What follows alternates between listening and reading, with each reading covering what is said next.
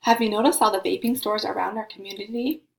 I was surprised to learn that e-cigarettes have exploded in popularity among middle school and high school students. It's no wonder with flavors like candy apple, cherry cola, tutti frutti.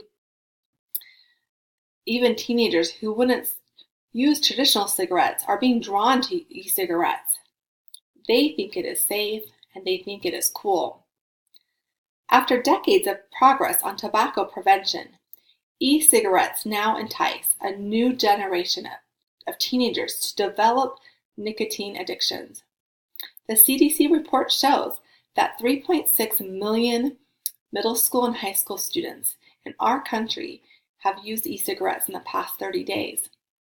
And those who use e-cigarettes are more likely to go on to smoke cigarettes in the future. So you may be wondering, what can be done? Well, raising the legal age to purchase tobacco and nicotine products, which includes e-cigarettes, is gaining momentum as an effective policy to decrease teenagers' use and access to tobacco and nicotine products and hopefully prevent a lifelong addiction. 6 states, along with numerous cities, have passed Tobacco 21 legislation, and I just finished a policy analysis on the Tobacco 21. I was able to learn how this can be an effective policy to help decrease teenagers' use and access to tobacco and nicotine products.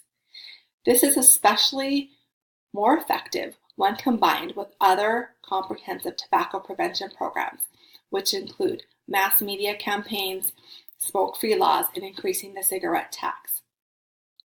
Although the Tobacco 21 legislation failed to make it out of the Idaho Senate Committee, I believe that with the right support from our community and with the support from our nursing organization, we can help pass this important legislation here in Idaho.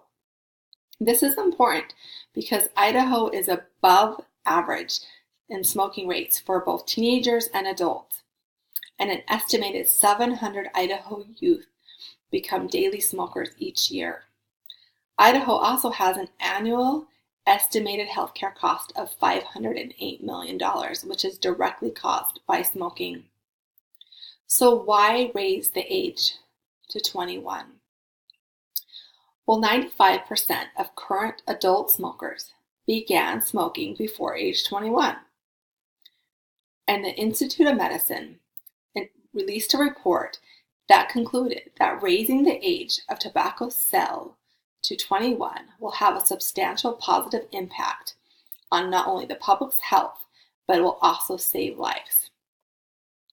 Important components for the legislation of Tobacco 21 should include prohibiting the sale to individuals under 21, not only to tobacco, but nicotine products, which includes e-cigarettes.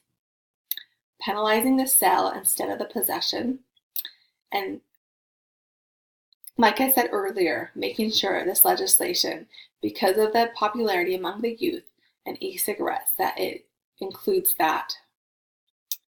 Tobacco 21 is a policy that can save lives and improve health here in Idaho. And I would strongly encourage our nursing organization to get behind and support this legislation. We can do that by writing letters to our representatives in the House and in the Senate.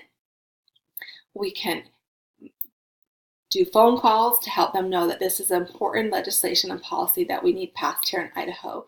We can gather stories of ways that tobacco and nicotine addictions have caused patients and family members, and we can also just highlight the healthcare cost and how